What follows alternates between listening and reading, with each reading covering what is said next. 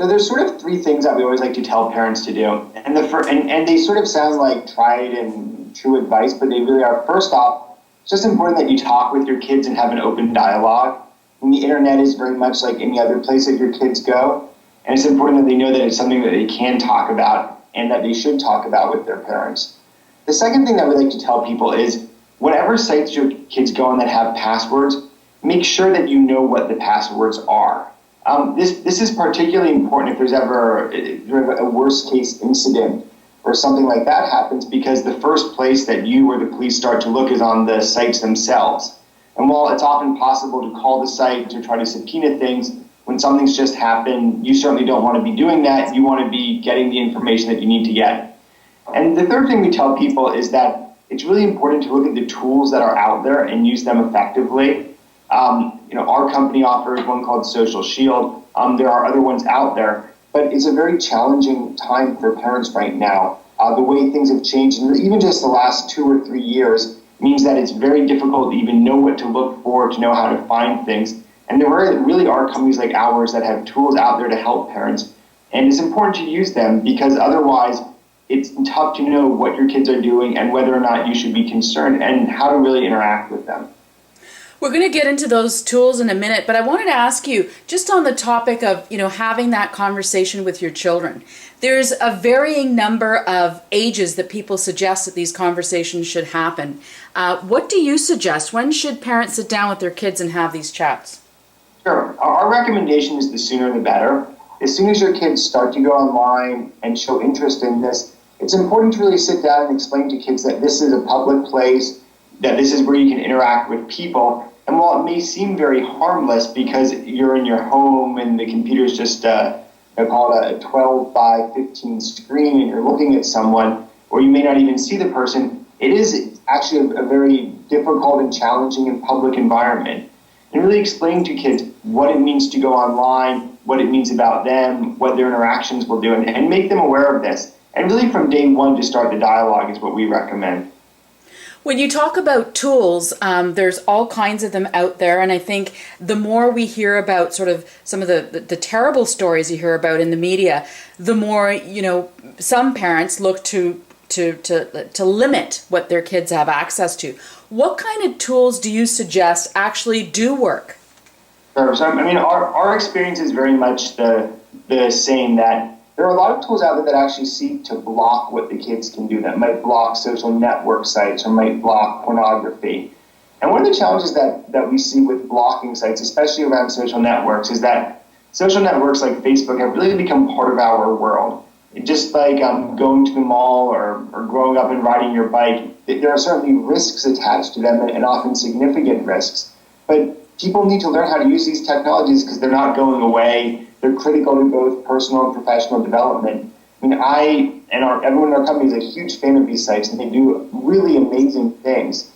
And so this is why we're huge fans of sites that can really work with parents and children as they go on these, to allow them to develop and learn how to use these tools, but also really make sure the kids don't get into lots of trouble, or conversely, that trouble doesn't come the kids' ways, that the tools are smart enough to know what's happening and really get the parents involved when they need to get involved. And frankly, it was largely out of the inability to find such a tool that was really useful that we started our company, so that we have a site that's able to grow with parents as they make these decisions. And that's really what we do at SocialShield.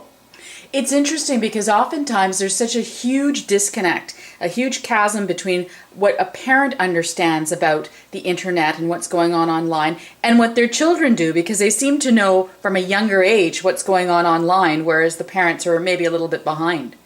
Do you deal with that?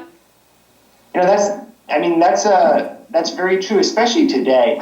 If we think back just 5 years, and it's always hard to wind back the clock to kind of 2004, 2005, social networks for the most part either didn't exist or were very, very small. And so if I asked people, is your kid on Facebook, the answer was almost always no. Here we are 5-6 years later, and the answer is almost 100% yes.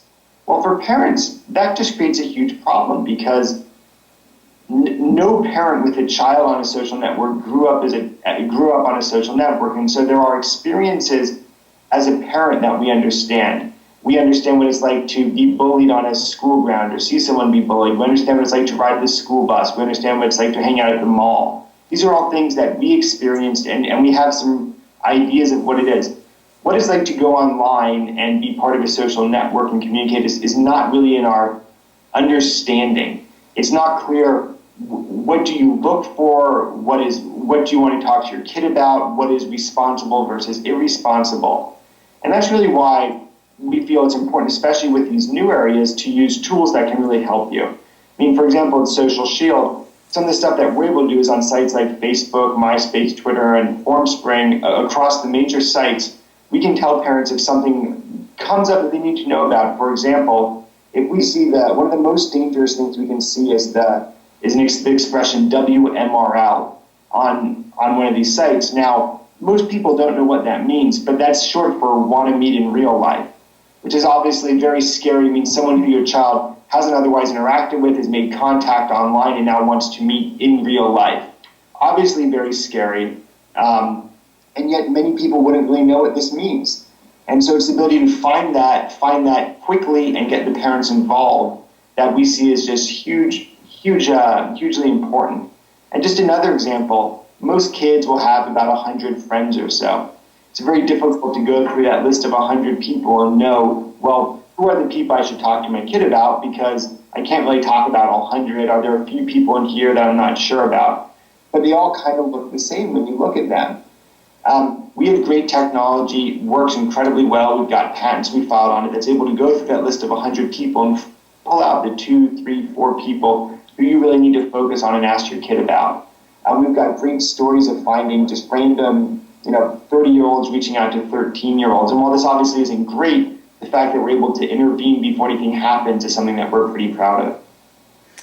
Interesting. Now, what are you finding in terms of the parents that you meet that perhaps don't have these tools? What are they saying to you initially? And then what do they say to you after, let's say, they sign on to some of these tools? Yeah, it's a great question. Most of the time, the parents simply say they're not aware of tools like this. They felt like, well, my kid goes online and, I try to look over his shoulder, or I try to occasionally, maybe even log into the account and look around. But it's tough. I don't really know what to look for. I'm not an expert on these sorts of things. And it all looks fine to me, but I don't really know. And I sort of feel like I'm not doing the right thing. And after these tools like ours, you sort of see this 180-degree change from I didn't know what I was doing to, wow, I can really understand from a parent point of view what I need to know about. I can see the things that are at least viewed as risky, decide whether I want to intervene or not, and know what to talk to my child about. And a lot of the kids actually appreciate it too, because now their parents oftentimes aren't quite bugging them, what are you doing on this thing? They're not saying, I don't want you on there. It's much more of the relationship that both the parent and children are used to having. Can you give us an example of, so how does it work? I'm a parent, I find SocialShield, and I'm at my wit's end because I'm scared of what I'm seeing happening online and I want to protect my children. Sure, so we've designed this to be sort of a fairly simple and painless process where you would come to our website, www.socialshield.com. We ask you for your child's email address. From that, we can find their accounts on Facebook, MySpace, Twitter, and FormSpring, which is another site. And then from there, it's just a normal sign-up process. We're able to then connect to your child's account, and then we can get the information that we need to do our analysis, reporting, and then ongoing scanning of the child's site.